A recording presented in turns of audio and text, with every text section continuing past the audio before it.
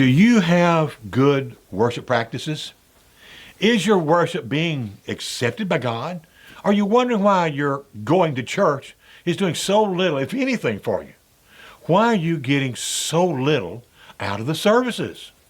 Well, today we're going to answer the question of what acceptable worship is and where it comes from, and we will point you toward what it takes to make worship meaningful.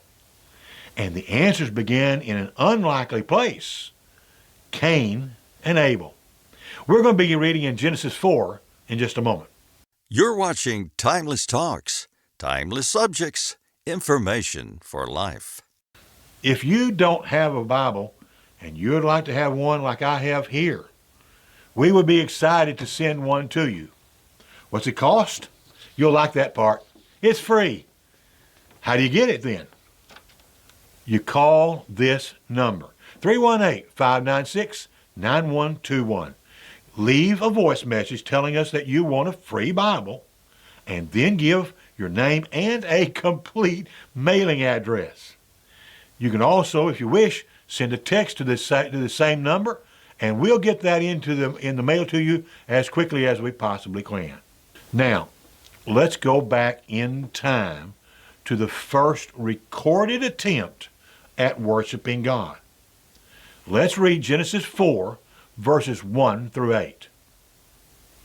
Now Adam knew his wife, and she conceived and bore Cain, saying, I have gotten a man with the help of the Lord. And again she bore his brother Abel. Now Abel was a keeper of sheep, and Cain a worker of the ground. In the course of time, Cain brought to the Lord an offering of the fruit of the ground.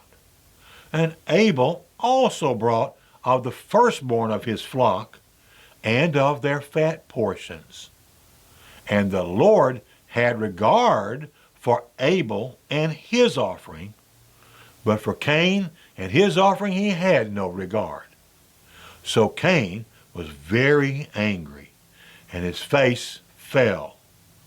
The Lord said to Cain, Why are you angry? And why has your face fallen? If you do well, will you not be accepted?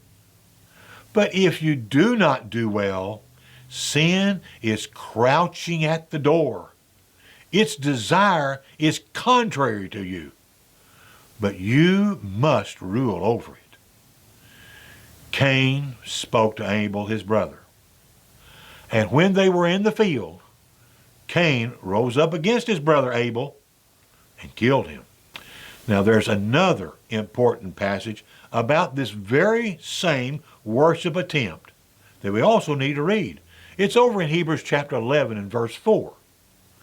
There it says, By faith Abel offered to God a more acceptable sacrifice than Cain, through which he was commended as righteous, God commending him by accepting his gift. And through his faith, though he died, he still speaks. Today, to begin with, we need to decide if all worship is accepted by God. Is it just a matter of being at church, at the right time, in the right place? Is it a matter of saying the right words? Is it bowing my head when I should? Is it about how much you give to the Lord? Well, let's ask Cain to answer that question, if any worship is acceptable. Hey, can you see his blood pressure rising? He doesn't want to talk about it. But fortunately for us, God has already recorded it. We can easily see in Genesis 4 verse 4 that God regarded or respected the offering from Abel, but he did not regard Cain's offering. God also told us in Hebrews 11:4 how Abel's sacrifice was more acceptable than Cain's. So it seems that God prefers some worship more than others. You know, Jesus visited with a woman at the well near Sychar about worship. Let's read part of that conversation. It's in John chapter 4, verses 20 through 24. She was talking when she said, "Our fathers worshipped on this mountain, but you," speaking of the Jews, "say that in Jerusalem is the place where people ought to worship." You know, she was thinking worship was about being in the right place at the right time, like some of you may be thinking. But then Jesus replied to her in verse 21. Jesus said to her, "Woman, believe me, the hour is coming when neither in this mountain nor in Jerusalem will you worship the Father. You worship what you do not know. We worship what we know, for salvation is from the Jews. But the hour is coming, and is now here, when the true worshiper will worship the Father in spirit and truth. For the Father is seeking such people to worship him. God is spirit, and those who worship him must worship him in spirit and truth." Spirit or truth were his words. We'll let you know we have plans to do a series of videos in the future about worshiping in truth. It's just not going to be in this video. The subject is far too big. But spirit in this place of John 4 is about an attitude. It's the attitude of your heart that God is truly interested in. And that's worth repeating, isn't it? It's the attitude of your heart that Jesus is calling spirit. What kind of attitude or spirit are you worshiping with? Is it like Cain's? Genesis 4 told us that Abel raised sheep, kind of a rancher. And in contrast, Cain was a farmer, working the soil to produce fruit-bearing vegetation. Both men were near equals in that they offered to God the product of their work. But that leads us also to the great difference of attitude or spirit that each man had. Abel brought of the firstborn of his flock, plus the fat portions. He gave some things of great value. He gave of the firstborn. Hey, let's suppose for a moment that you had raised 10 sheep and you killed the first one. How much would it cost you? Well, if you say, 10%, well, you're almost correct. You are giving 10% of your current flock, but you're also giving 10% of all your future flocks. That will be one this year, and next year another one, and the third year a third one, and as long as you have sheep. Abel's was costly.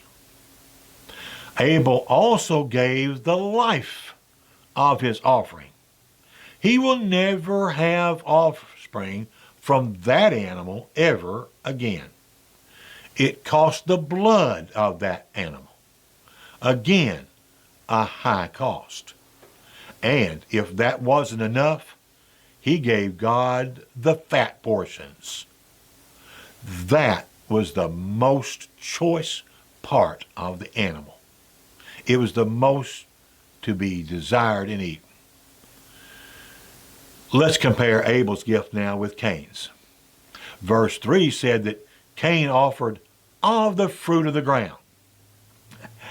Well, last year I had a garden, and we raised tomatoes and cucumbers and okra and lots of green beans and all kinds of other stuff. You know, if I was doing what Cain did, well, I'd take a few tomatoes and a few nice looking cucumbers, maybe several okra, and maybe several quarts of green beans, and I would sacrifice them to God. That's kind of what Cain was doing. Would an offering like this be costly to Cain? Well, it is possible, but he didn't give the first tomatoes. He didn't give the first of his cucumbers or the first of anything. And since he was giving just some of the produce, it was very likely that there would be more produce coming after his offering. Was it costly this year? Probably not. And what about future crops? Next year, his offering would probably not be missed at all. Are you seeing the attitude or spirit difference between the two men? Which heart did God see as more acceptable? So it does make a difference. Not all worship is acceptable to God. The difference is in the heart. When you go to church, are you going for what you can get out of it? Are you expecting to have a good time? Is the preacher making you feel good, like you're already on your way to heaven perfectly? Well, if that's your attitude or spirit, you are disappointing God. Why? Because you are expecting to be the one receiving the benefits. Worshiping God is an effort to give to God. He's the only one there that's truly important. Oh, it is nice to be encouraged by friends before or after services. That happens every time I worship. But God should be the reason that you are there. You want to thank Him. You want to praise Him. You want to sing to Him. You want to pray with a heart full of thanks for Him and to appreciate His Son's gift to you and to glorify Him. And if you give money, it needs to be like the giving that Jesus witnessed. You know, one day He was in the temple people watching. You don't ever do that, do you? You don't go to the mall and watch people, do you? Well, Jesus was like us. Yeah, He people watched. And He noticed how the wealthy, they gave some of their money, but not enough to hurt them or their business. But then He witnessed a poor widow putting in 2 coins. Jesus, God's Son, saw her heart, and He noticed that she had given all that she had, even the money necessary to operate her business. It cost her. So, the question is your worship being accepted by God? Well, I can't tell you, but you can evaluate yourself and see. What is your attitude? Why are you there? Who is the most important person attending, you or God? Are you there to get or to give? And is worship costly to you? How much does it really cost you? If you've been finding this video helpful, please take a moment and subscribe to our channel and hit that all notification bell if you would. You know, Timeless Talks will be glad to help you with your worship or any other part of your relationship with God. How well do you know Him? Would you like to know more? Well, do you want to know what acts of worship are acceptable to God? We'd be excited to send you information electronically or by snail mail. Again, all you got to do is call or text this phone number telling us what your need or request is. You'll be surprised, like others have been, at how quickly we respond.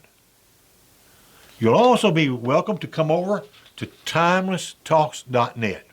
There's lots of videos on a variety of subjects, transcripts to read, free booklets to download, other ways that we'll help you grow.